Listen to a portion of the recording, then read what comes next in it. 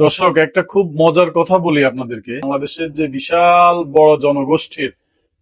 Israel বিরোধী সমাবেশ অনুষ্ঠিত হয়ে গেল, বিক্ষোভ মিছিল অনুষ্ঠিত হয়ে গেল। এই বিক্ষোভ মিছিলটা আদতে সবার কাছে একটা স্বাভাবিক ইসরায়েল বিরোধী মিছিল হলেও এখানে একটা রাজনৈতিক প্যাটার্ন আছে যেটা সাধারণ মানুষের চোখে পড়েনি। এই রাজনৈতিক প্যাটার্নটা হচ্ছে বাংলাদেশের বর্তমানে রাজনীতিতে সবচেয়ে বেশি আলোচনায় থাকা জামাতে ইসলামী এবং বিএনপির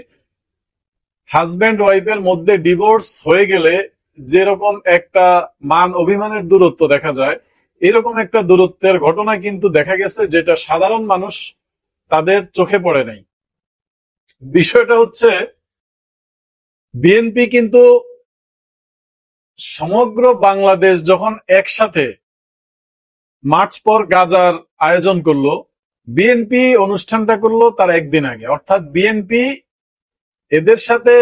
একাত্মতা প্রকাশ করলেও বিএনপির কেন্দ্রীয় দুই একজন নেতা এই অনুষ্ঠানে দায়সারা গোছের উপস্থিতি দেখালেও বাস্তবে এইখানে দুইটা রাজনৈতিক শক্তির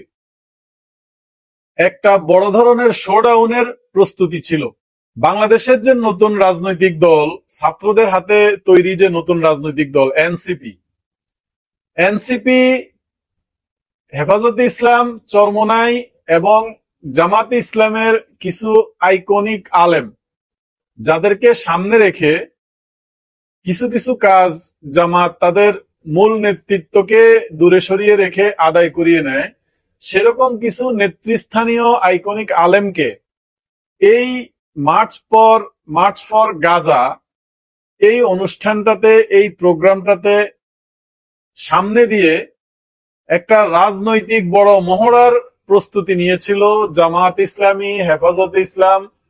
আলেম ওলামা পরিষদ, ইমাম পরিষদ সহ কওমি আলেমদের যতগুলো সমমনা রাজনৈতিক মতাদর্শের সংগঠন আছে,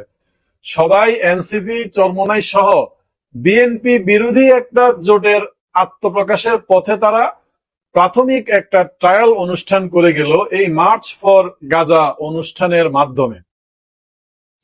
আমি আপনাদেরকে বলে দিলাম, আপনারা নিশ্চিত থাকেন এই ধরনের একটা বড় প্রস্তুতিতেই এই মার্চ ফর গাজা অনুষ্ঠান অনুষ্ঠিত হয়েছে। মূলত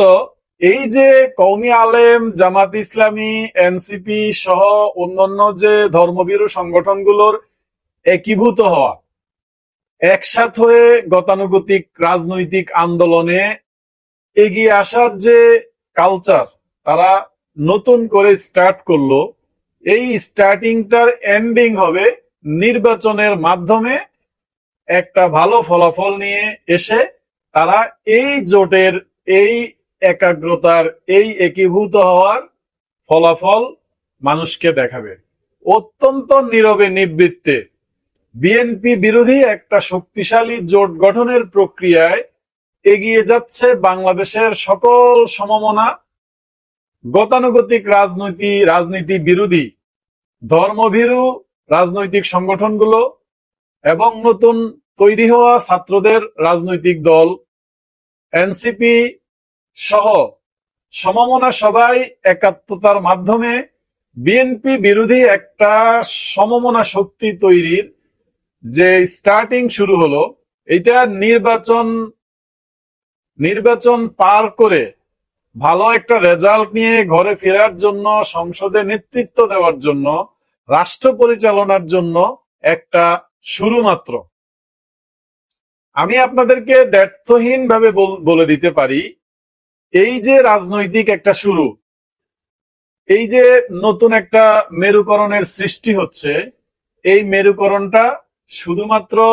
ইসরায়েলি দখলদার বাহিনীর গাজা উপত্যকায় যে আগ্রাসন, সে আগ্রাসন প্রতিরোধের জন্যই তৈরি হয় নাই। এই জোটটা তৈরি হচ্ছে বাংলাদেশেও 5 তারিখের পরে যে একটা আগ্রাসী গোষ্ঠী, তাদের ভাষায় টেম্পো স্ট্যান্ড পার্টি, যারা বিভিন্ন জায়গায় রাজনৈতিক শক্তি প্রদর্শনের মাধ্যমে টেম্পো স্ট্যান্ড, ফুটপাত, বাস স্ট্যান্ড, ট্রাক স্ট্যান্ড, বিভিন্ন জায়গায় নজিরবিহীন চাঁদাবাজির ঘটনাগুলো যারা ঘটিয়ে যাচ্ছে, সেই আগ্রাসী শক্তির বিরুদ্ধে আলেম ওলামা সহ বাংলাদেশের সকল শান্তিমনা রাজনৈতিক দলগুলো তথা 5 তারিখের আগে যারা জোটবদ্ধ ছিল, শুধুমাত্র বিএনপি ছাড়া বাকি সবাই এই একাগ্রতার মধ্যে, এই বিপরীত মেরুকরণের মধ্যে ঐক্যবদ্ধভাবে তাদের উপস্থিতি জানান দিয়ে এটা প্রমাণ করে দিল যে বিএনপির বিরুদ্ধে শক্ত হয়ে দাঁড়ানোর জন্য পায়ের নিচে যেই মাটি সরবরাহ করার দরকার, এই মাটি সরবরাহ করতে তারা সক্ষম। এই মার্চ ফর গাজায় শুধুমাত্র আলেম ওলামারা, শুধুমাত্র আইকনিক ব্যক্তিত্বরাই যে মানুষকে আহ্বান জানাইছে এটা অংশগ্রহণ করার জন্য, শুধু তাই না, এখানে সোশ্যাল ইনফ্লুয়েন্সার যারা ছিল তাদেরকেও একীভূত করার যে নজির স্থাপন করা হয়েছে, এটার মাধ্যমে তারা বুঝিয়ে দিতে চাচ্ছে বাংলাদেশের শান্তিকামী, তাদের ভাষায় বাংলাদেশের শান্তিকামী যে জনগণ, যারা রাজনৈতিক নতুন বন্দোবস্ত চায়, সেই রাজনৈতিক নতুন বন্দোবস্ত বাধা সৃষ্টিকারী যে রাজনৈতিক দল, তাদেরকে ঠেকানোর জন্য যত রকম কৌশল, যত রকম টেকনিক অবলম্বন করার দরকার হবে, সকল প্রকার টেকনিক, সকল প্রকার কৌশল অবলম্বন করতে এই সোশ্যাল ইনফ্লুয়েন্সার, এই এনসিপি, এই জামাত ইসলামী, চরমনাই হেফাজত ইসলামী, আলেম সমাজ সহ তারা যে সক্ষম,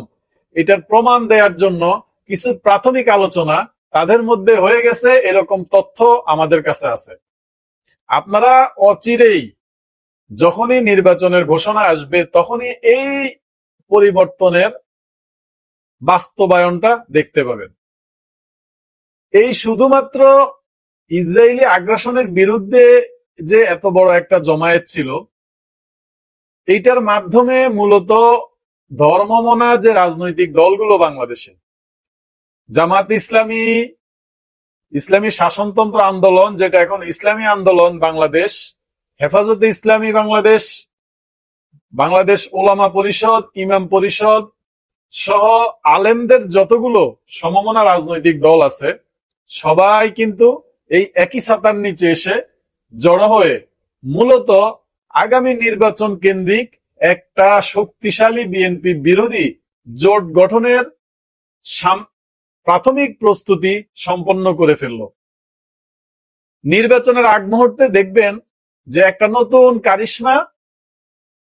সবার সামনে এসে হাজির হলো, যেটা মানুষ চিন্তাই করতে পারে নাই। এখনকার যে উপস্থিতি, ধরেন যে মার্চ ফর গাজার জন্য মানুষের যে আবেগ কাজ করছে, যে আকাঙ্ক্ষাটা কাজ করছে, এই আকাঙ্ক্ষাটা হয়তোবা পুরোপুরি ভাবে 100তে 100 তখন বাস্তবায়ন করা না গেলেও 100তে যদি 60% তারা সফল হয়, তাহলেও এইটা বিএনপির জন্য একটা ভয়াবহ ধরনের চ্যালেঞ্জ হয়ে দাঁড়াবে, নিশ্চিত করে বলে দিতে পারি। বিএনপির যে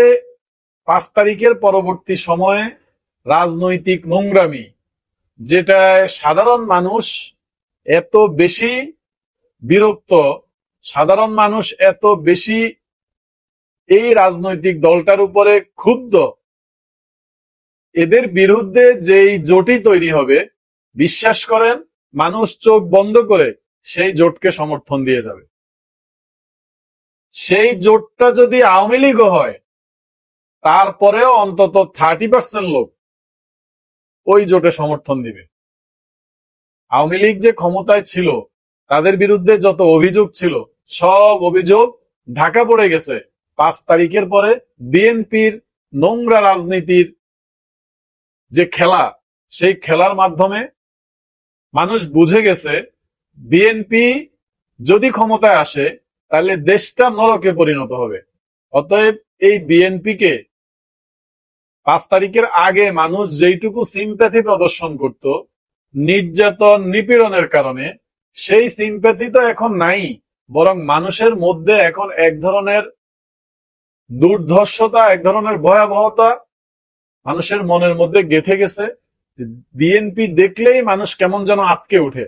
মানুষের মধ্যে কেমন যেন একটা অজানা আতঙ্ক। এই আতঙ্কটা কাটানোর জন্য যখনই